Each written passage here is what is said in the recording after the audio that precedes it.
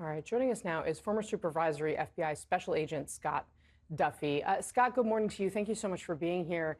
I think one of the things that people are really focused on and talking about this morning is the background of this young man. He came from a very privileged family, it seemed, in the Baltimore area, very prominent family. His grandfather had owned a country club and a nursing home and some other things. He went to a private school that cost a lot of money. He goes on to the Ivy League. He's the valedictorian in 2016.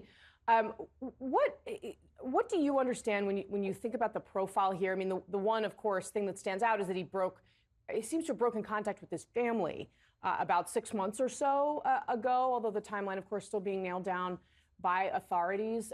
How do you understand why this young man may have done this? Yeah, good morning, Casey, and thank you for having me on the show. The motive with regards to the why and the planning, et cetera, all that will lend itself as this kind of goes through the prosecution. I think, though, there is plenty of evidence, not only what you were speaking of with regards to his background, the fact that he might be privileged versus not privileged, I don't think lends itself so much as his education. The fact that he is well-rounded, well-spoken, valedictorian of his class in high school. And so the fact that you have all this, everything at his fingertips, everything for a bright future, what is it that clicked in his mind where everything now gets pushed to the back? And it seemed like his sole goal was to accomplish what he accomplished last week in New York City. So, what happens next here in terms of the investigation, the trial? Obviously, this charge has already been made, and it seems they're very clearly confident that they've got their guy. What else still needs to be nailed down? Yeah, so New York City is resting a little bit with regards to spending countless hours, probably no sleep for many of these detectives because they needed a name and they needed a location in order to arrest him. So that was accomplished yesterday, at least in the mind of New York, with regards to they believe they have sufficient evidence to tie the individual at the McDonald's in Altoona to the scene for the shooting of Brian Thompson.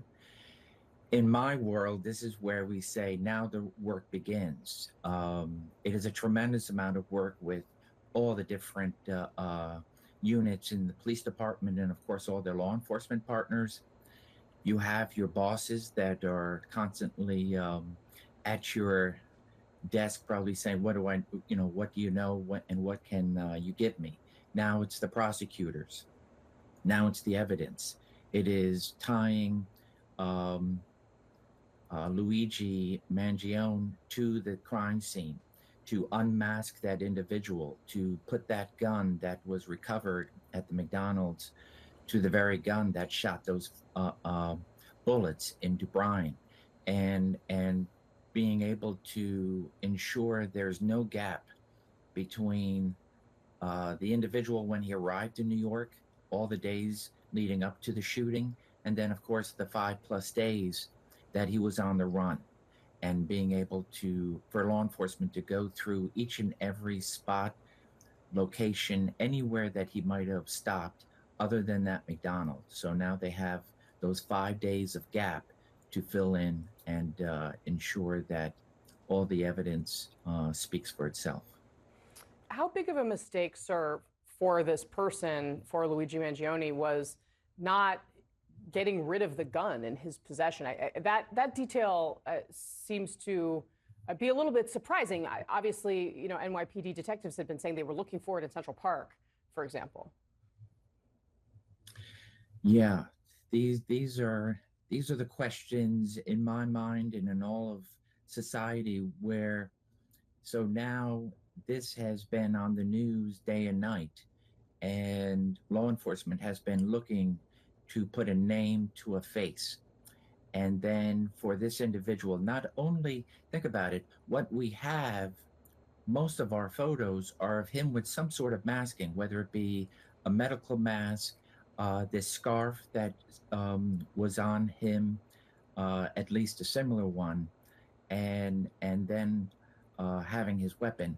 I think the key here is astute law enforcement, a fantastic call into 911 by whoever it was at the McDonald's, and then ultimately, I think what nailed it was the fact that he used the very New Jersey ID that he provided to the hostel, to law enforcement, for him not to realize that law enforcement is going to check that and that they're not just going to look at it and say, oh, okay, go on your way.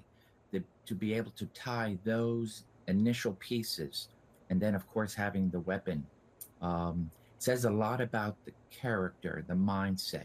Was his work not done? Was he going to continue on? All those questions need to be answered. All right, Scott Duffey for us this morning, sir. Very grateful to have you on the show today. Thanks for being here. Thank you. All Good right. morning.